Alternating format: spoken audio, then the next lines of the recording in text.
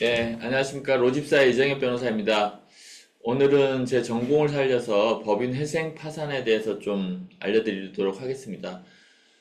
그 유튜브를 보다 보니까 법인 회생으로 사실 뭐 많은 조회수, 뭐 몇만 회 이상 되는 조회수를 가진 게 거의 없더라고요. 사실 그만큼 법인 회생 파산은 이제 사람들에게 많이 알려져 있지 않고 그 법조계에서도 사실 그렇게 뭐 핫한 분야는 아닙니다. 왜냐하면 1년에 뭐 법인 회생 사건이 전국 기준 2,000건, 파산 사건도 뭐 한 2,000건, 한 4,000건에서 5,000건 정도만 법인 회생 파산이 되는데요.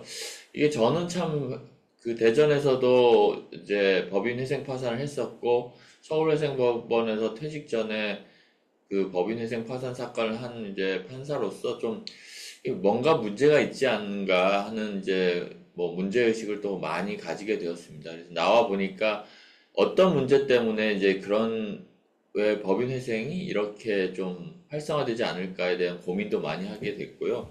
그래서 저희가 특히 이제 이렇게 가이드북이라고 저희 법인 로집사에서 만들었는데 이 가이드북 그 댓글로 유튜브 댓글로 좀 받아보시고 싶으시면 좀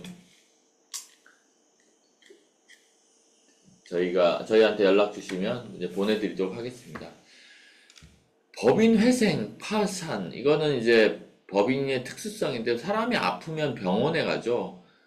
그리고 법인도 마찬가지로 유동성 위기가 왔거나 하여튼 재무적 위기가 왔거나 하여튼 존속에 있어서 문제가 될 경우는 이제 채무가 과다한 경우인데 그 경우에 어떤 식으로 회생을 할 수 있는지를 법상으로 공적인 절차를 통해서 채무 조정을 할 수 있는 제도가 법인회생제도입니다. 그럼 법인회생제도면 너무 좋은 거 아니야? 당연히 이제 법인, 개인도 아니고 법인이면 이걸 해야 될 것 같은데 왜 하지 않을지에 대해서 많은 고민이 있었습니다. 그 고민의 이제 가장 큰 것들 중에 하나는 법인회생을 신청하는 주체인 그 채무자 회사인 대주주, 대표이사의 이제 뭐 대표이사가 이제 보통 대주주가 지명하는 자거나 아니면 대주주가 직접 하는 경우가 많은데 이 대주주나 대표이사에게 회생제도가 아무런 메리트가 되지 않는다는 게 지금 문제가 큽니다. 그래서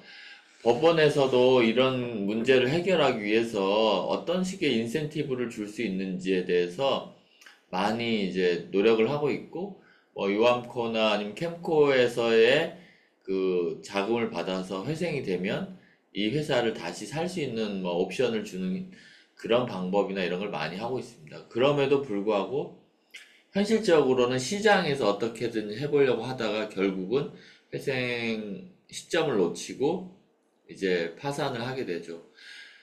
회사는 말이 없잖아요. 회사가 이제 하려면 두 가지가 되는데 채권자가 직접 할 수 있는 경우가 있고 주주가 할 수 있는 경우가 있습니다. 근데 주주도 마찬가지로 채무가 초과된 경우에는 주주는 의결권이 없거든요. 그러면 주주가 할 이유가 없습니다. 주주가 할 수 있는 유일한 이유는 이 회사에 남아있는 그 회계상, 장부상 가격 외에 여러 가지 다른 영업권 등을 인정받아서 회생 절차에서 인수를 하고 그 인수인이 주주들에게 어느 정도 보상을 하는 경우라고 할 수 있겠죠. 그래서 이 부분에 대해서는 좀 법률적으로 어떻게 하면 회생제도를 좀 더 잘 할 수 있을지의 입법적인 노력이 필요하고요. 저희도 이제 그와 관련돼서 노력을 하고 있습니다. 그럼에도 불구하고 회생 절차에 들어서는 경우는 어떤 경우인가를 좀 생각을 해봤습니다. 그래서 실질적으로 다양한 결과가 있는데요. 뭐 이제 첫 번째는 이제 채무 조정, 그리고 강제 집행을 중단하고 기회를 다시 엿볼 수 있다는 점, 그리고 근로자들에 대해서 이제 퇴직금이라든지 임금은 반드시 줘야 되는데 다른 채권자들보다 우선해서 이 공익채권인 근로자들의 임금 퇴직금을 지급할 수 있고 그런 지급을 함으로써 결국 근로기준법 위반의 법적 그런 어떤 위험에서 벗어날 수 있다는 점. 그리고 그 회생 제도를 통해서 그리고 파산 절차를 통해서 회사의 재무 상황이라든지 그동안의 뭐 영업과 관련된 문제점을 한번 법원이 관리 감독하에 이제 조사가 다 되기 때문에 이제 이 절차가 끝나게 되면 어떤 특별한 형사적인 리스크는 없어진다고 볼 수 있습니다. 그리고 회생 절차에서 무엇보다 중요한 것은 채무가 조정된 상태에서 시장에서 남아있는 잔존 자산을 청산가치 이상으로 팔 수 있는 기회가 부여된다는 것이죠. 그래서 회생 절차에서 가장 큰 지금 어찌 보면 회생에 들어오는 이유 중에 하나는 회생 절차에서 채무를 조정받은 상태에서 이제 이 기업을 인수하려고 하는 그런 시장의 니즈가 있기 때문에 그렇게 청산가치 이상 또 무형의 가치들을 좀 인정받고 채권자들에게 변제를 하고 주주들에게도 일정 부분 변제를 할 수 있도록 하는 그런 기회를 얻기 위함이 대부분이라고 할 수 있습니다.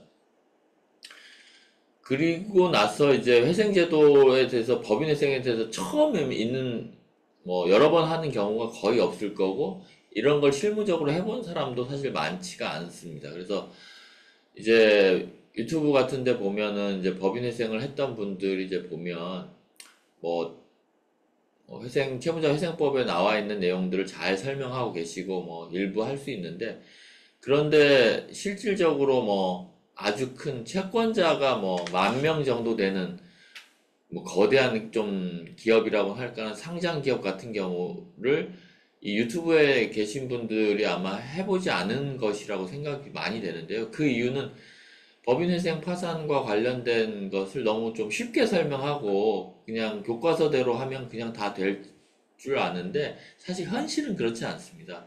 현실에서는 회생 개시 원인이 있다거나 아니면 파산의 원인이 있다라고 이제 판단해서 회생 개시라든지 파산 절차를 바로 하는 게 아니라 과연 이 지금 신청인이 이 절차 진행을 충분히 할 수 있는 능력이 있는지에 대해서 계속적인 보정을 하게 되고요.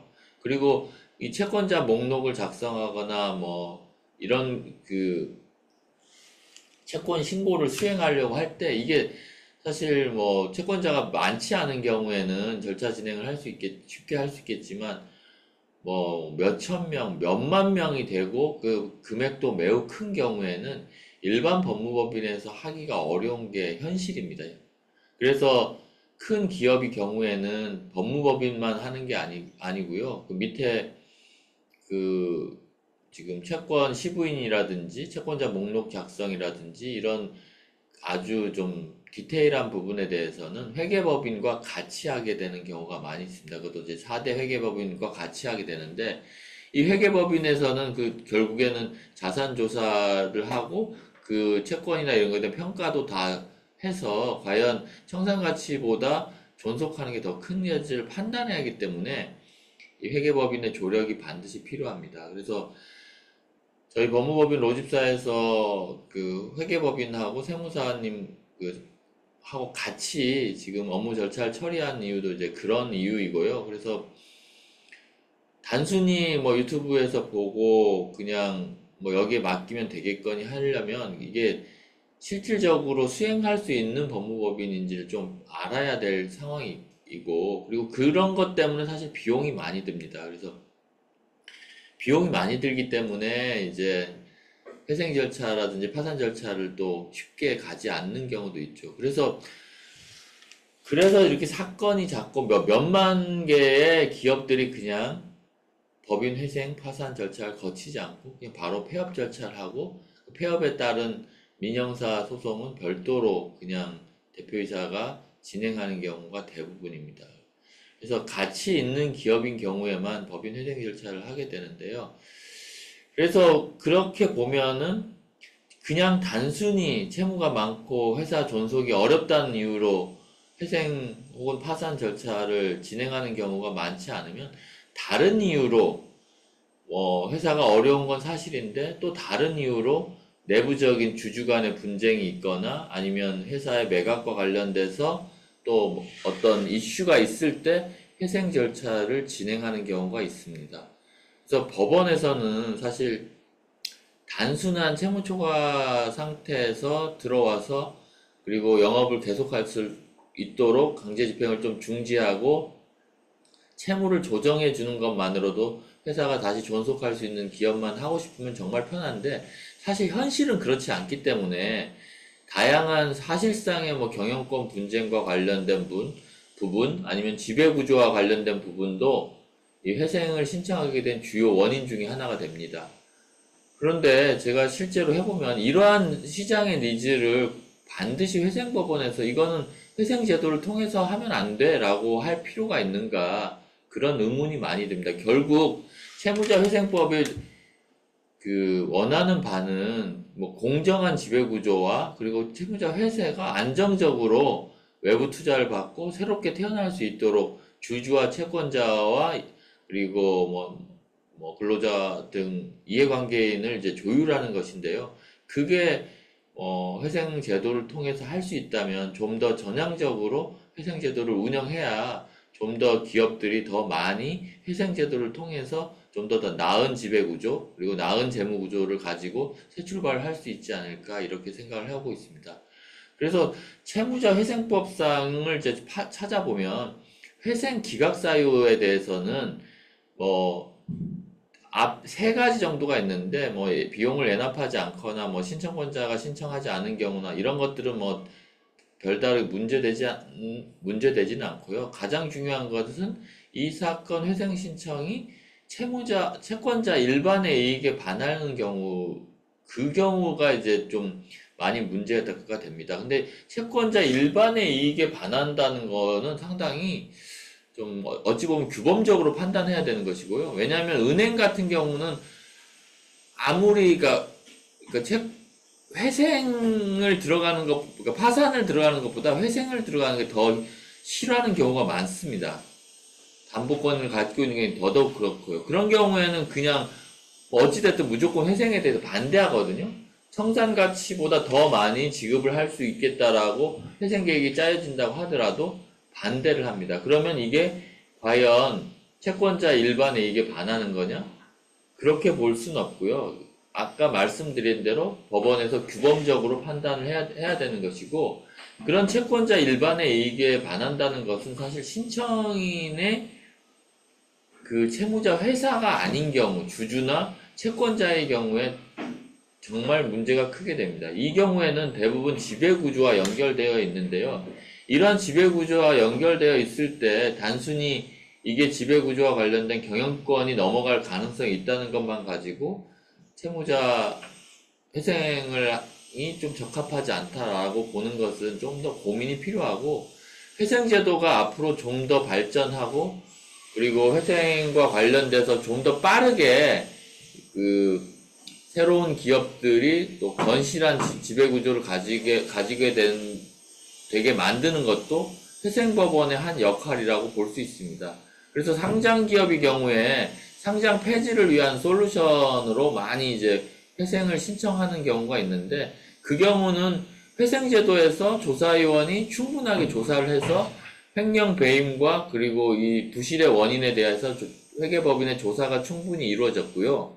그리고 두 번째로는 그와 관련돼서 뭐 이제 지배구조가 바뀌거나 아니면 이제 인수인의 자금이 충분히 들어와서 존속이 충분히 가능하다. 그래서 지배구조도 투명하고 존속이 가능하다라고 하니까 그 증선이나 같은 데서 상장 기업에 대해서 이 기업은 그 상장시켜서 거래가 가능하다라고 판단해 주는 경우가 많이 있습니다. 그래서 상장 기업이 뭐 횡령이 있거나 아니면 뭐 다른 이유로 그 존속이 어렵거나 아니면 의견 거절이 나와서 또 문제가 되거나 아니면 대주주의 어떤 횡령이 있거나 하는 그런 경우에 또 회생제도를 이용하는 경우가 있는데 그런 회생제도 이용해서도 이게 채권자 일반에 이게 그냥 단순히 반한다고 할 필요는 없고 좀 더 전향적으로 판단할 필요가 있다는 것을 또 회생법원에서 나와 보니까 더 느끼게 됩니다. 사실 회생법원 출신에서 뭐 법인 회생 파산을 실제로 많이 해본 변호사님들이 사실 거의 없고요. 그래서 뭐 제가 실무를 해본 사건들을 익명화해서 지금 몇 개를 계속해서 좀 유튜브를 통해서 알려드리도록 하겠습니다. 단순히 유튜브에서 뭐 채무자 회생법의 교과서에 나와 있는 얘기를 이제 알려드리는 거는 사실은 뭐 그것도 매우 중요하고 어떻게 절차를 진행하는지 알고 싶어 하는 니즈가 있는데 그것만으로는 좀 사실 상당히 큰 기업에 대한 회생 절차를 진행하는 데는 되게 무리가 큽니다. 일반적인 안 해본 그 법무법인에서는 사실 수행하기도 어렵고 그렇다고 해서 김현장이나 뭐 태평양, 율촌, 뭐 세종 이런 거대한 그 빅 로펌에 의뢰하기에는 또 비용이 너무 많이 듭니다. 그래서 정말 뭐 시총이 조 단위 이상 가는 경우에는 뭐 대형 펌을 할 수도 있겠지만 저희 같은 이제 부티크 펌에서 충분히 이제 세무사와 그 조직을 가지고 있고 회계사의 조직을 가지고 있고 실제로 그런 큰 사건 뭐 몇천억 정도 이상 되는 사건을 실제로 수행해 본 변호사가 있는 법무법인을 좀 한번 제대로 상담을 해 보시고 몇 번 가서 상담을 해 보시면 그 할 수 있겠구나 뭐 어렵구나 이렇게 알 수 있으실 겁니다.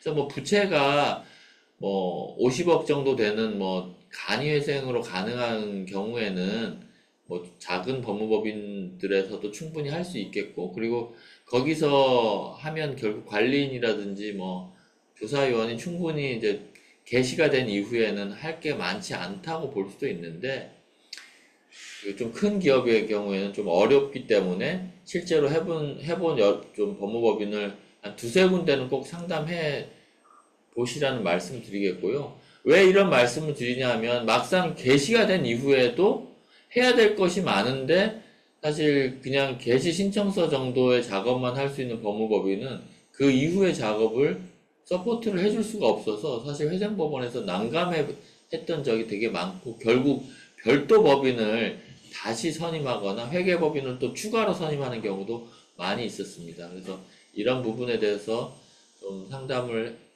받아보시면 좋겠고요. 그러니까 다른 그 지금 뭐 궁금해하신 것들이 많은 텐데 예를 들면 뭐 비용이 얼마나 드느냐 그리고 언제 시작하는 게 좋으냐 뭐 이런 거에 대해서 궁금해하시는 분들이 많은데 그거는 이 책을 좀 저희한테 뭐 가이드북을 밑에 좀 받아보고 싶다라고 하시면 저희가 연락드리고 받아보시도록 하겠습니다. 이제 뭐 골든타임은 언제 해야 되는지 그리고 회생 파산은 어떤 것을 하는 게 대주주나 지금 채무자 입장에서 좋은지 그리고 그 효과와 관련된 문제 그리고 회생을 위해서는 어떤 준비를 해야 되는지 그리고 경영권 유지가 가능한지 그리고 강제집행 특히 회사 자산에 대해서 경매 절차가 진행되는데 어떻게 해야 되는지 그리고 뭐 채권자하고는 어떤 식으로 대응해야 되고 채권자가 만약에 거래 상대방이 회생 신청한 경우에는 어떻게 해야 되는지 조사위원이라는 사람이 조사를 한다는데 조사위원 보수는 얼마가 되는지 뭐 그런 거에 대해서 자세히 나와 있습니다. 뭐 간단히 뭐 조사위원 법원의 비용 예납을 말씀드리면 50억 미만이면 그러니까 자산 총액 50억 미만이면은 1,500만 원 정도를 하고요. 그다음에 이제 뭐 한 200억 미만인 경우엔 3,200만 원. 이것도 많죠, 사실. 그리고 이제 1,000억 원 이상인 경우에는 뭐 5천만 원 정도 들겠고요. 그리고 1조 원 미만인 경우는 한 1억 원. 그리고 2조 원인 경우엔 또 뭐 한 1억 2천만 원, 뭐 1억 1천만 원 이렇게 해서 추가로 좀 이제 1억 이상 드는데 그런 자료에 대해서는 이제 저희 이걸 좀 찾아보시면 되고 저희 이 법인회생 가이드북은 좀 더 건설회사에 특화가 됐습니다. 그래서 지금 뭐 하도급 대금 어떻게 해야 되는지 그리고 뭐 이제 지금 인수를 뭐 건설회사를 또 인수를 하면 어떻게 되는지 그리고 임대사업장은 어떻게 처리해야 되는지 특히 중요한 진행 중인 공사 현장을 타절해야 되는지 아니면 이행 선택을 해야 되는지 그리고 그 이행 선택을 어떤 식으로 하는 게 가장 유리한지에 대해서 간단하게 이제 말씀드렸으니까 한번 보시고 저희한테 상의해 주시면 되겠습니다. 하여튼 뭐 4년 정도 뭐 많은 사건을 이제 법인회생 파산을 했던 실무자로서 좀 다른 유튜브에 나와 있는 것과는 다른 얘기를 해드리려고 좀 얘기를 했었는데 좀 너무 좀 추상적인 얘기가 아니었나 이렇게 생각을 합니다. 그래서 근데 이제 실질적으로 저희한테 의뢰를 해 주시고 좀 1시간 정도 회사와 관련된 내용을 저희가 자세히 살펴야 어떤 점이 필요하고 어떤 절차가 되고 뭐 법무법인은 어느 정도의 시간을 쓸 수밖에 없다. 회계법인은 어떤 정도 시간을 쓸 수밖에 없다라는 걸 자세히 말씀드릴 수 있겠습니다. 그래서 뭐 CFO님이나 대표님 중에서 법인 회생 파산 좀 고민이 되시는 분들은 저희 법무법인 로집사에 꼭 연락 주시면 감사하겠습니다. 네, 고맙습니다.